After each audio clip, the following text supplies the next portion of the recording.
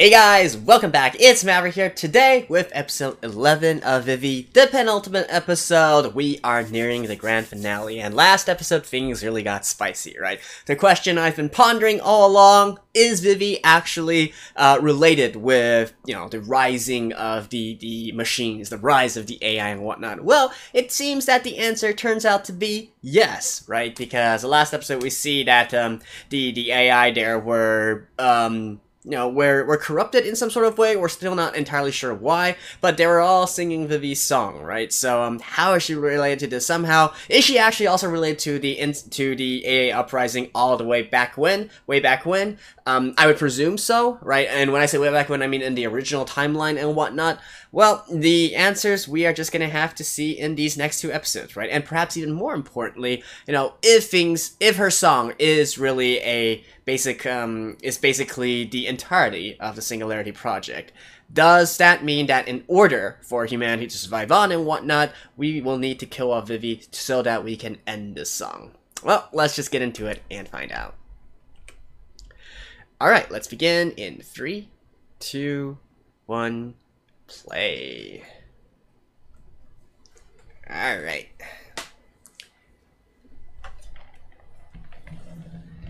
Let's see how exactly they do this. I heard that the ending was kind of controversial. Right? I'm not entirely sure what it entails and so on and so forth, but this is like a different timeline, right?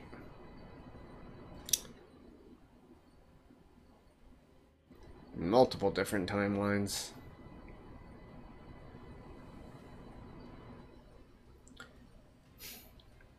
Right, the affiliate incident. I still feel like the affiliate incident is...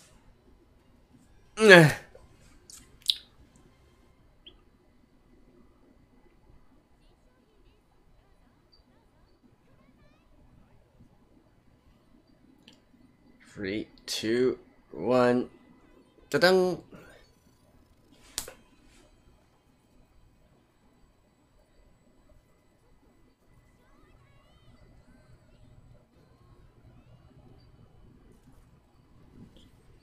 Prop.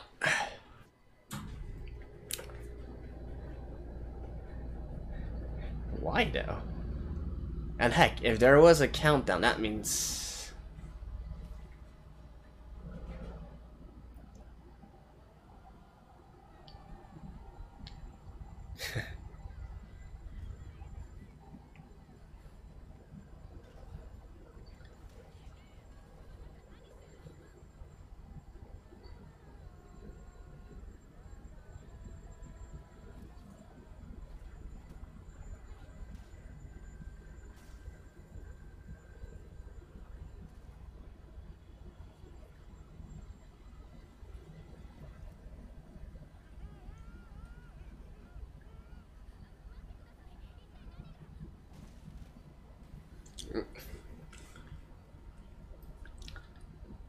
And those are self-driving cars, I guess.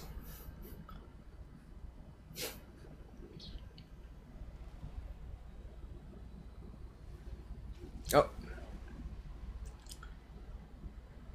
Although, why is it attacking Vivy, though?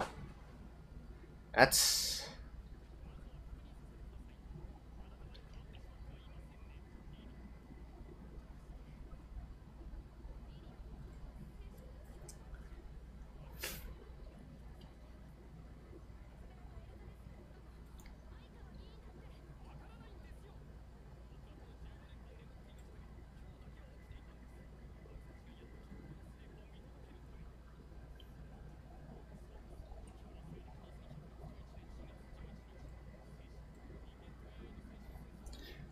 You would think that, he would maybe have awakened, like, a month before, or heck, even a year before, or something like that, just to make sure everything is going smoothly. I'm just saying, man. Like, trying to like, going to sleep and then awaking on the exact day of everything happening. But then again, I guess maybe that is a human sort of concept, right?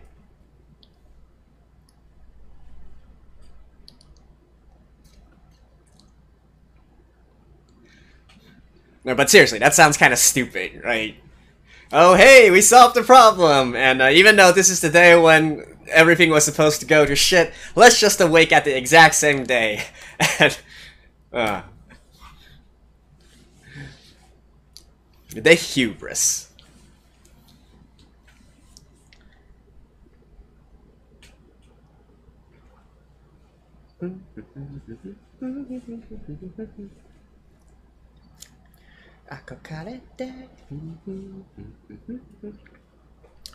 Alright, so are they gonna have to, like, go to that tower or whatnot?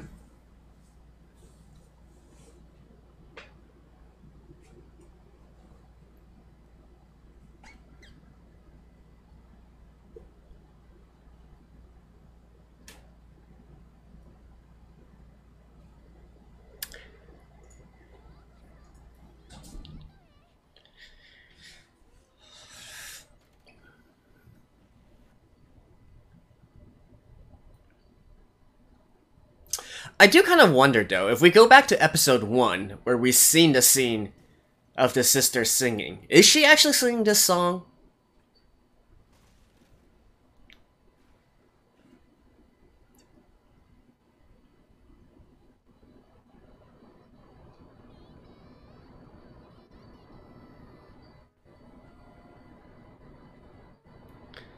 Oh, I think maybe she was, right?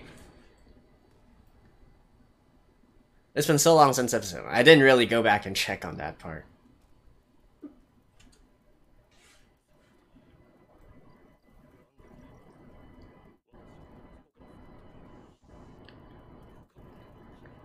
Yeah, this is all the way...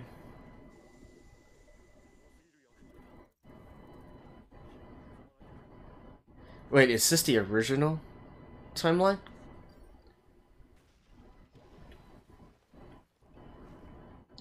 I believe so. This is the original timeline.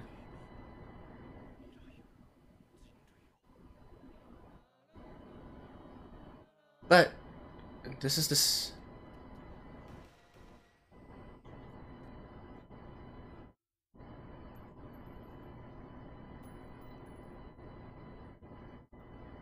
Wait. But why in his okay, so this is this timeline. But why does the security cam show that she's still in the museum?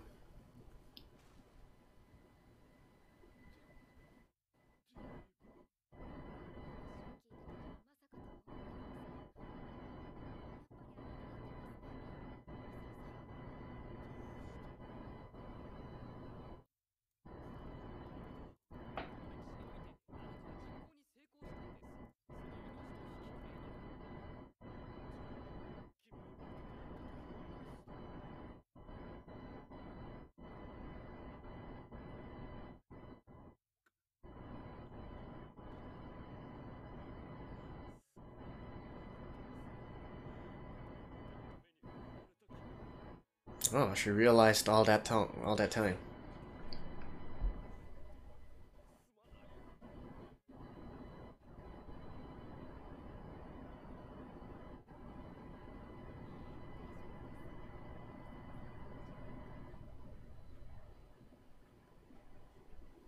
This does mean, like, this timeline has gone to shit already as well, right? So they're gonna have to go back once again?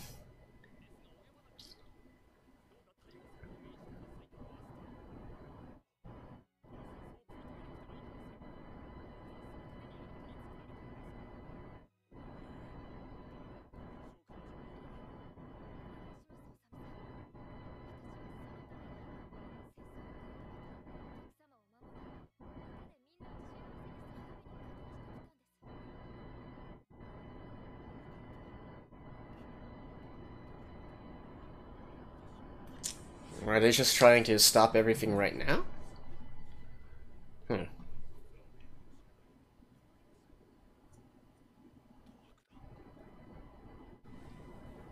Talk. Okay. So they're not trying to go back in history once again, but trying to save this timeline?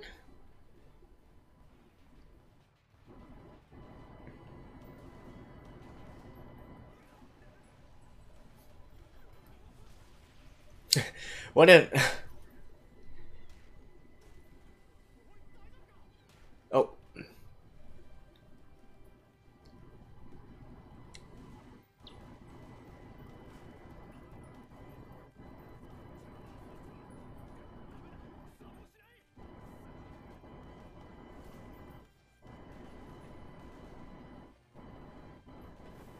They have some pretty bad aim, to be honest, for AI.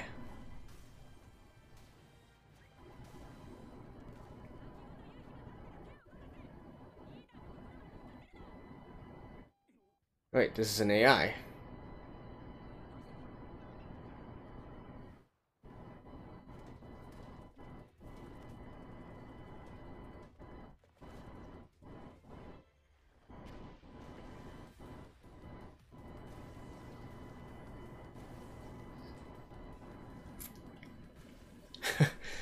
Well, aren't you having fun?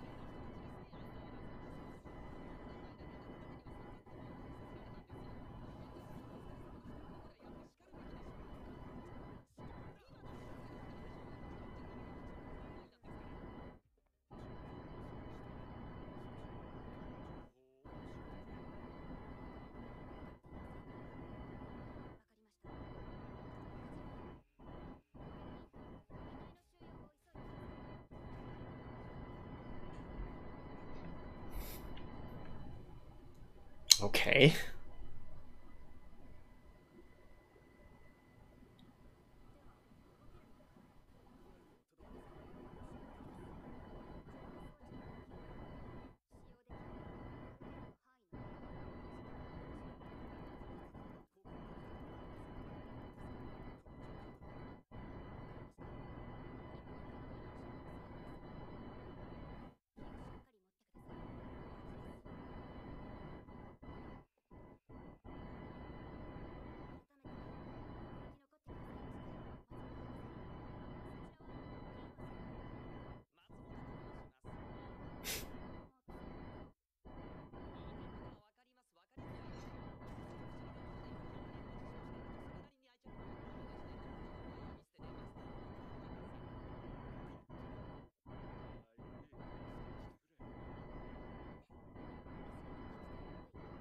Kakitani.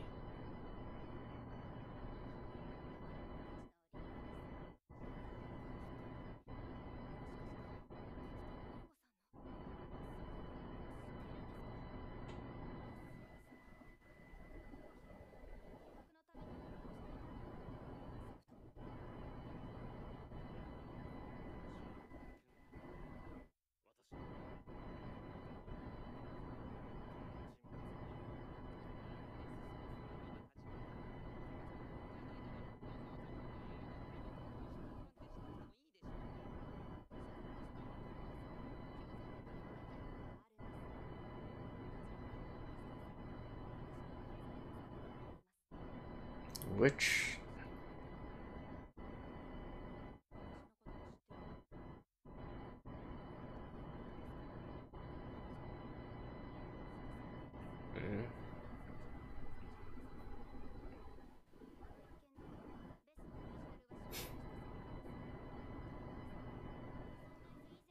Wait, so they can be cloned? Hmm...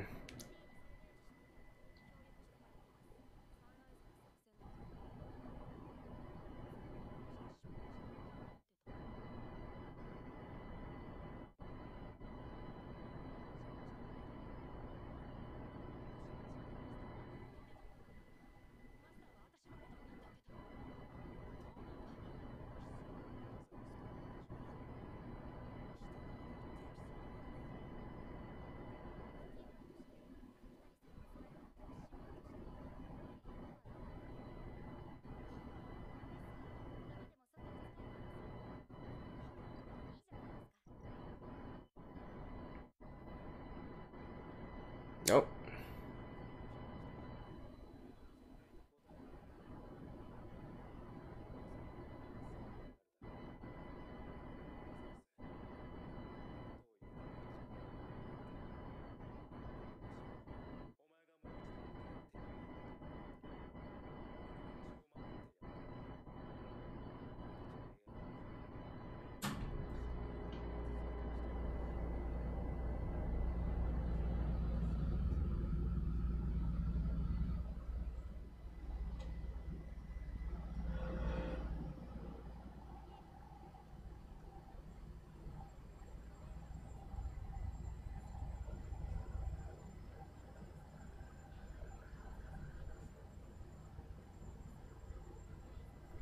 Yeah, this... What?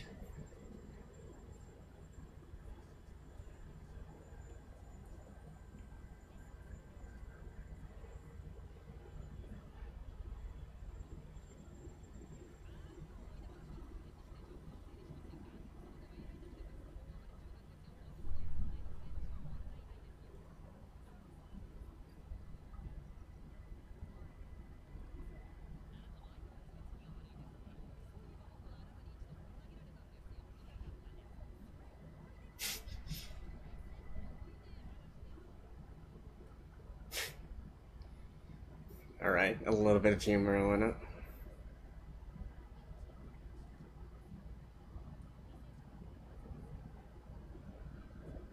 Only 10,000? I would have thought much, much more.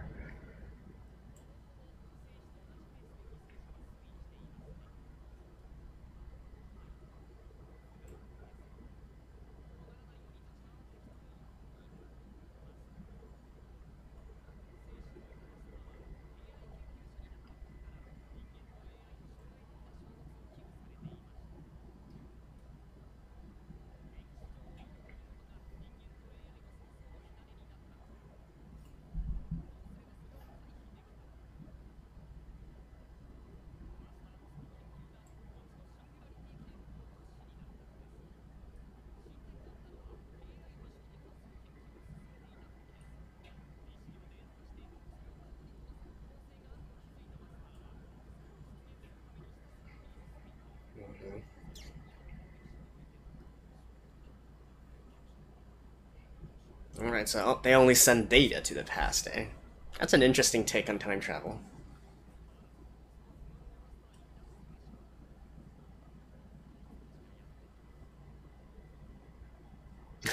Aw.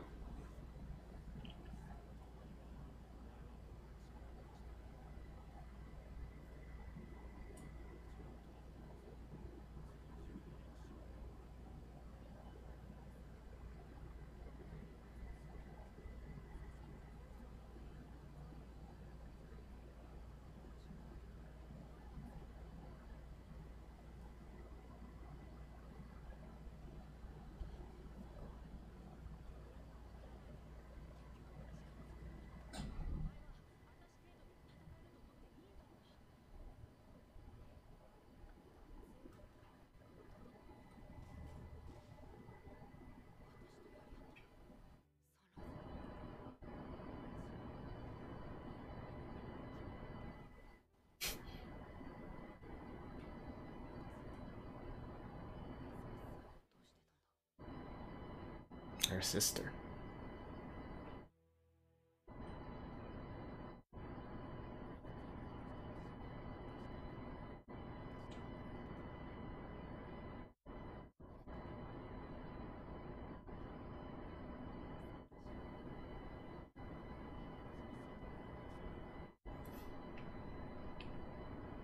I mean,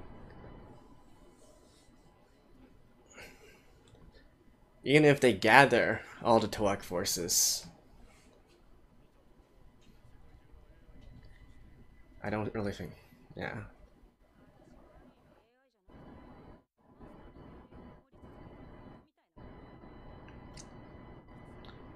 What's the difference? Oh.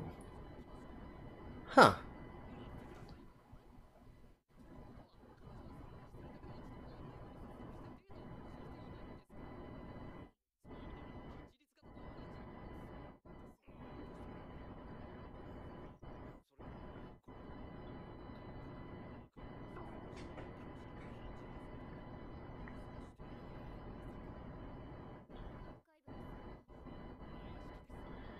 Oh, that tower. But both Matsumoto and Vivy connected to the archive many, many times, haven't they? So why don't they have any corrupt updates? Oh. Space weaponry?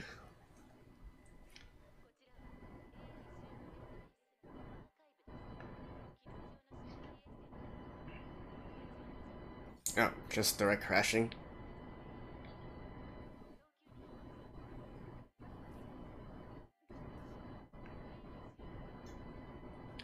Why would they need to use speakers to announce this? They have like... Okay, alright.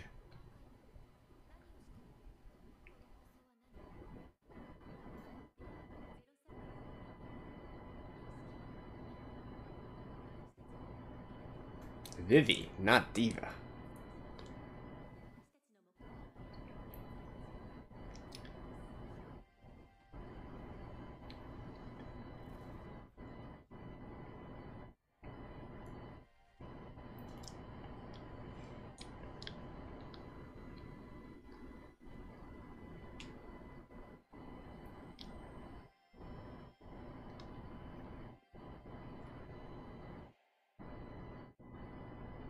What?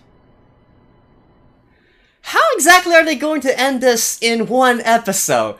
I have so many questions right now that I really don't think can be answered in one freaking episode here.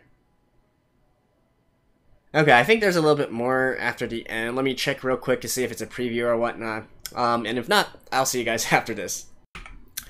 Well, okay guys, quick correction. So apparently this actually goes on for 13 episodes, not only 12. So I don't know what kind of brain fart I had. I quickly checked at the end of this, so apparently, you know, we do have 2 more episodes. So I can breathe a huge sign of relief now, knowing that at least we have 1 more episode's worth of you know, screen time, of runtime, in order to answer a lot of these questions, right? Because I was like, how the hell are they going to end everything and give it a satisfying conclusion? And you know, we gotta have some sort of epic showdown, right? Like, it's gotta...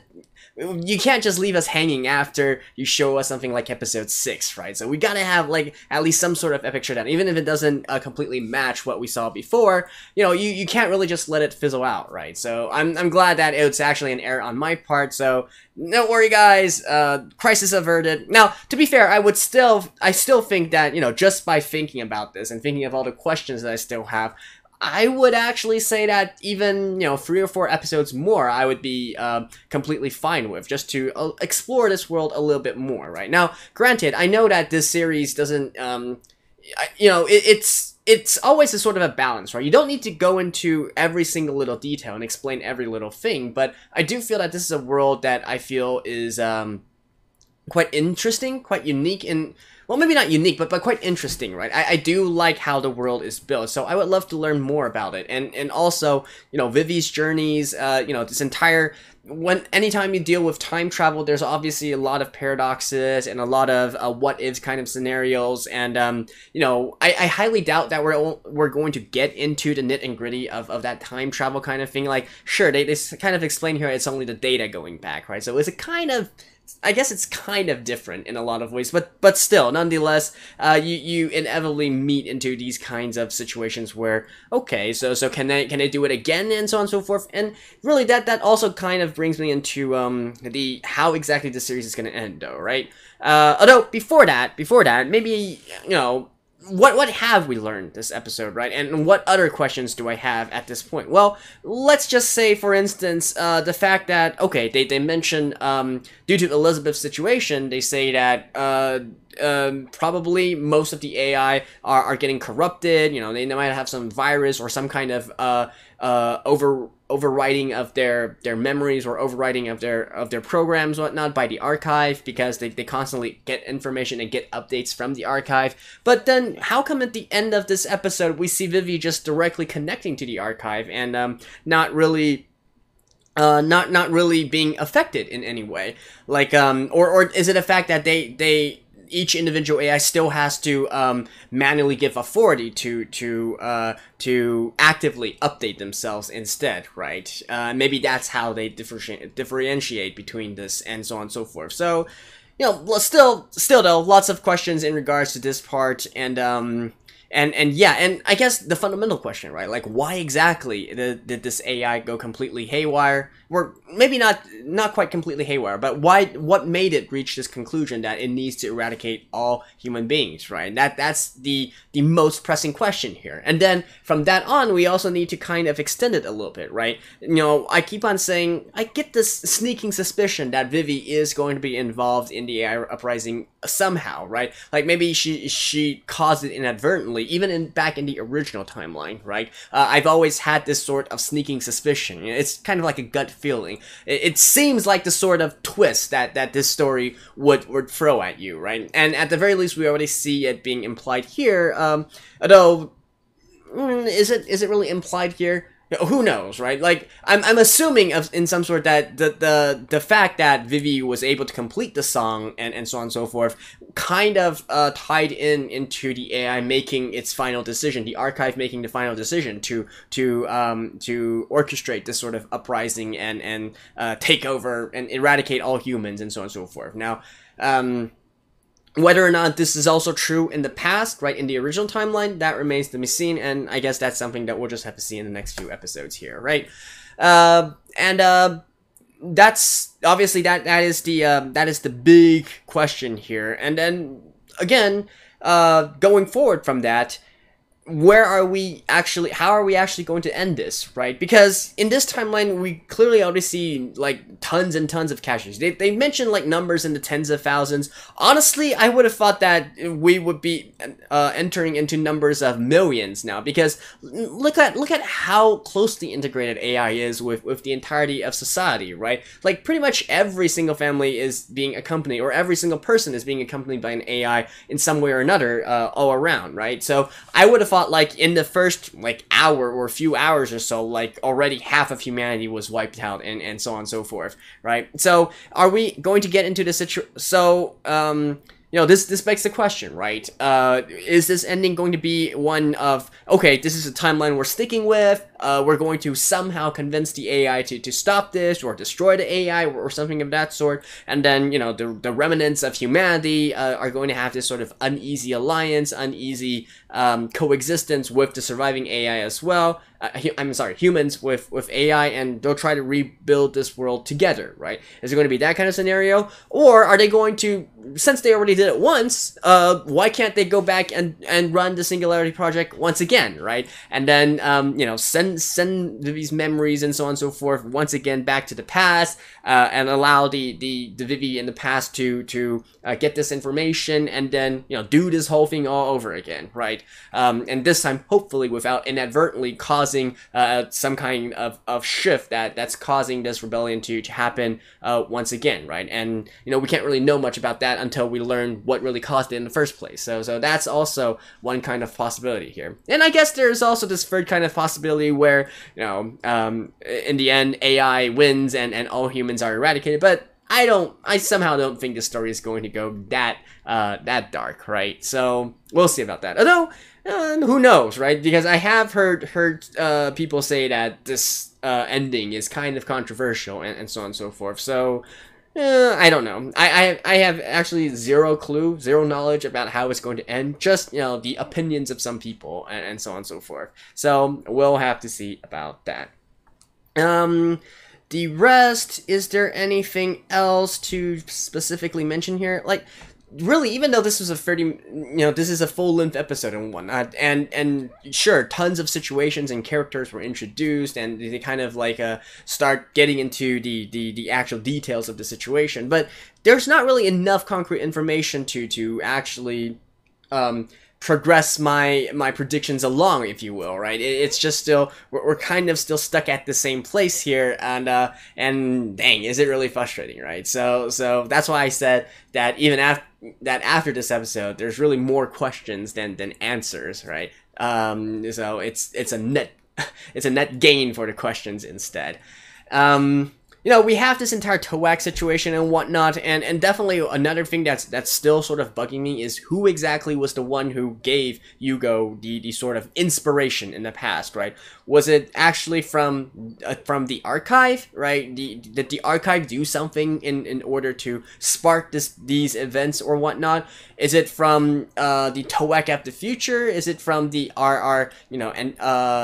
our protagonist group from the future? They send some, because since we already established that we are able to send data back to the past and so on and so forth, what's to say that they can't be sending this kind of information to other parties as well? Who says that Vivy can be the only one who receives this information and who can act on this kind of information, right? Well, certainly we already have this case where Yugo is clearly receiving some other kind of some other kind and much more advanced kind of instructions and details and data of what sort and whatnot. So you can only assume that it's actually data and information from the future, right? So that's also quite puzzling.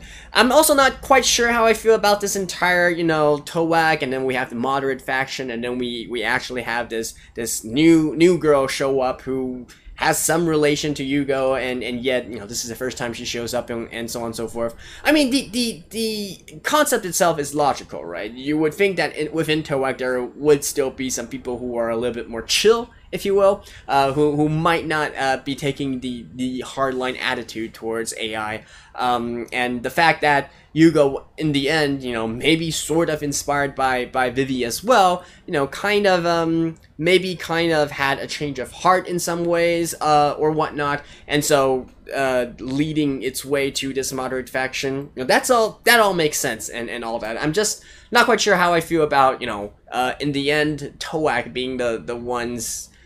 Even though I said before that I actually do kind of sympathize with Toak in some sort of way, because they are clearly looking at the worst what if scenarios, right? And hey, to be fair, they were right? And they were right both times, in the original timeline and in this timeline as well, right? So you can't really fault them for that. But I was actually thinking a lot more on what actually is Yugo trying to accomplish and all that, and what are all those members of Toak really trying to do? Because they clearly still utilize AI, right? They utilize Elizabeth. It's not like they.